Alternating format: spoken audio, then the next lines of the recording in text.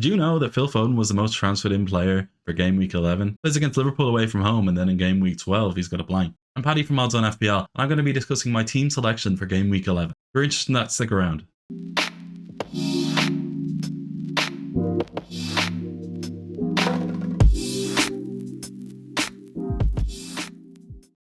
Last week we had another good game week, and we got 82 points with a game week rank 219,000 overall. Our overall rank now is within the top 20k, and we've got 641 points overall. So far, it's looking quite good, and hopefully it continues that way. With the next couple of game weeks being bunched up together, it can really make or break a season. So hopefully we're prepared for it well enough, but I guess we'll see. Next up, I'm going to be talking about our defenders' scores from last week. Since bringing in Nick Pope, he's gotten me as many clean sheets in FPL as FPL Raptor has matches on Tinder since he put his FPL rank in it. So 0. Looking at the defense then, Kostas Tsimikas, I thought he would have been a good punt, but he just turned out to be a terrible... I can't say that. He sort of reminds me of Putin. You know, I thought it was a good idea to bring him in because he would get me points. But it was a really bad mistake. Sort of like Putin going into Ukraine. That was a bad mistake, wasn't it? Maybe that's a bit political, but we all think it, don't we? Then Joe Cancelo, what a beautiful man. His outside of the boot is even better than his shoes. 18 points again, he's beautiful. There's so many ways he can score points, whether it's clean sheets, assists, goals, and he got that all last week. Fabian Schär then, it sort of reminds me of when you go to a shop and you're trying to sort of cheap out on something. Like if you're going into a shop like Tesco and you're buying Tesco Coke instead of Pepsi Max, you know the quality is going to be worse. But in this instance, choosing him over Trippier, it sort of feels like I'm left with a sour taste in my mouth. Sort of like when I buy Tesco Coke instead of Pepsi Max. If I was a time traveler, which I'm not, by the way, I would go back in the past and choose Trippier over Fabian Schär. That is for sure. 100%. But I'm not a time traveler, I swear. So I can't do that. Next up is the midfield. And first off, we're going to start talking about Miguel Almiron. What a player. He was once mocked for his ineptitude at finishing by Jack Grealish.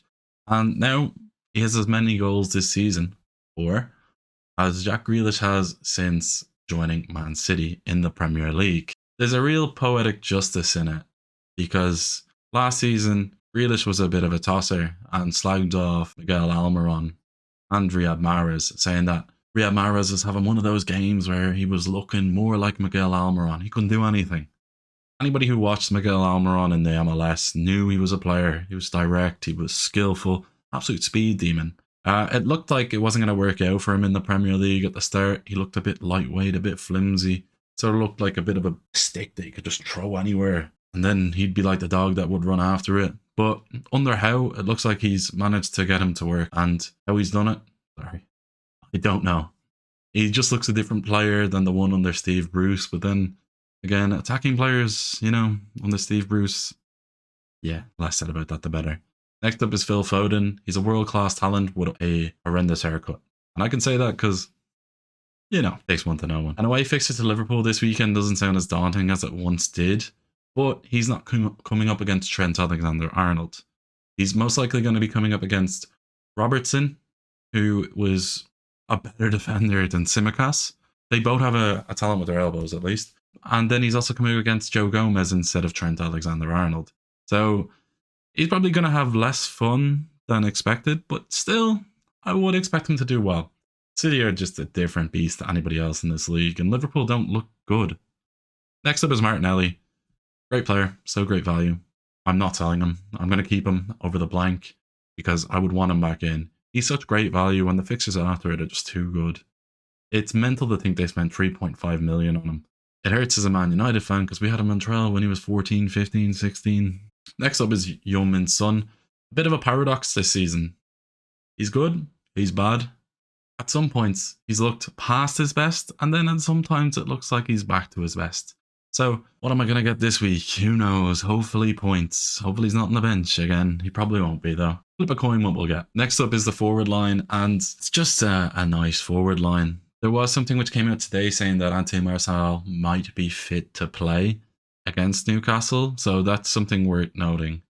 Even if he doesn't start, he'll probably be on the bench, and that's good for game week 12 because I was thinking I might have to transfer him out, which was a worry. As a player, he's one of the most frustrating players I think I've ever watched. So talented when he's arsed, and this season he does look arsed, but his muscles don't. It sort of reminds me of an old woman I used to work with who retired. She said to me once, "Paddy, if you ever got out of first gear, you'd be scary." Later on that day, I drove her over fourth gear. Who's laughing now? Rest in peace. Next up is Erling Haaland. It's just Erling Haaland, you know. I'm pretty sure he's not human. The worrying thing with somebody like Erling Haaland is if he is created as a robot and everything like goal scoring is created from AI, it's just machine learning which is put into him. What happens if he becomes sentient? What happens if he gets feelings? We're all fucked. We're all fucked. What's going to happen? I'm not ready for this. The Premier League has already seen it's not ready for it.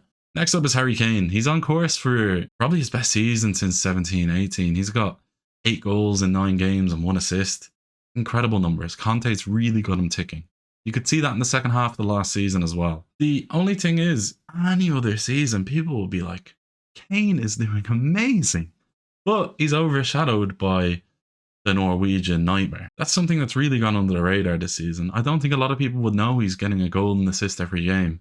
It's just when your competitor from Man City is getting one every half of a game, it's sort of something that you can't really count for. So yeah, anyway, they all look pretty good. I'm probably going to keep Martial. He was the one that was a bit of a worry for me. If he's going to be fit for game week 12 against Spurs, that's something that I'm fine with keeping him for. It's just going to be nice to have playing players in game week 12. Next up is my bench. And, you know, Danny Ward, I think I see him every day when I leave my house. There's a lamppost outside, so it doesn't move either. Other than that, there's Nico Williams. He seems to have lost his place at the worst defensive side in the league. So probably one of the worst right backs I've ever seen in the Premier League, Serge Aurier. What does that say about him? Not a lot, really. But the good thing is with Nico Williams is you're relying on him to get a point, or to at least get minutes. And whether he comes off the bench or he starts, he's most likely going to have 1 point because of the amount of goals they concede. You know, it's not really that much of a worry, is it? Then next up is Andreas Pereira.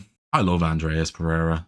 You know, I just love him. Andreas, though, was never getting off my bench last week, and seeing him score, I was happy for him. I knew he was on my bench, didn't really care because I wasn't going to start him anyway, so didn't particularly care about it anyway. After that, then it's Emerson. I've been sort of disappointed with the points he's gotten me, but he got an assist for Bowen during the Europa Conference League there last night. It is positive. They do have injuries in defence, so there is a possibility that he will play. I am going to start him this week, and I do think that is something that a lot of people will consider. Then looking at my full team, as you can see here, this is how it is currently. The team performed pretty well. It got me inside the top 20k. You know what? I'm buzzing for it. Top 20k, baby. Top 20k.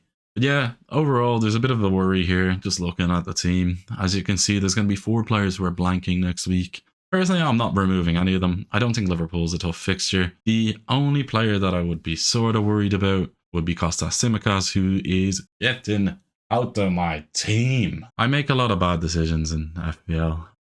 Kostas Tsimikas is one of them. The next up is me discussing that transfer out and what I'm going to bring in.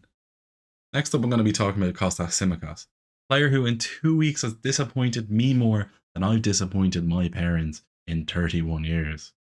Kostas Tsimikas has gotten me a grand total of 1 point in 2 games, and Liverpool have conceded 6 goals while he's been playing.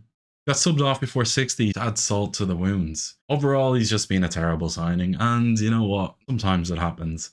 I've had good ones, I've had bad ones, and this is most certainly a bad one. The decision for this then is to decide between who I'm going to bring in. Is it going to be Guehi or is it going to be Max Kilman? Both of these I think are good options, and as you can see, they have good fixtures. The issue with Kilman is I'm not sure who the manager is going to be. I think at 4.5 million as well, there is options within there. Like there's Ryan Aït-Nouri who's 4.3 and Johnny who's 4.4. If Nuno Espirito Santo comes back into Wolves, he could be a great option. Even Johnny or Ryan Aït-Nouri. Then Guehi as well, their fixtures are so good. And the thing is, both of these sides have similar fixtures. You could just take a risk here and go for Johnny at 4.4 or Ryan Aït-Nouri at 4.3, but they're both in one position. And Semedo's back now. So I think for me, it's better off waiting and choosing somebody who's more solid and firm in the selection. So for that reason, I'm going to go with Guehi. Next up, I'm going to talk to you about my lineup for next week. So now, what you've all come for, the team. First off, before going through it, I'm just going to ask you if you have liked the video to subscribe, like, leave a comment. Try help you before deadline. No promises, but I'll try. I really do appreciate it if you do subscribe to the channel. It does help it grow. Leave a comment, all that sort of jazz. Overall, my decision this week is to start with Pope in goal instead of Danny Ward. So I don't trust Danny Ward to save anything. Because of that, I'm leaving Schär on the bench and I am leaving Almiron as well instead of Anthony Martial. I'm not sure if Anthony Martial will start, so if he doesn't, it's handy enough for me. Almiron will come in. It leaves less of a headache. I'm not overthinking it too much. I do think Emerson starts against Southampton. I think it's a decent fixture. I'm going to start all the Man City players because I think they're going to destroy Liverpool. Here's hoping. Anyway, the rest of the team then, captaincy's going on Haaland, vice-captain on Kane. I don't have many Arsenal players apart from Martinelli, and they have one of the best fixtures against Leeds away from home. Overall, I think I'm pretty happy with this team, hoping that it will go and give me another green arrow, and hoping that I can continue into Game Week 12 with further green arrows. If you've liked this video, please do subscribe. It really helps the channel. I'll chat to you later. I've been Paddy.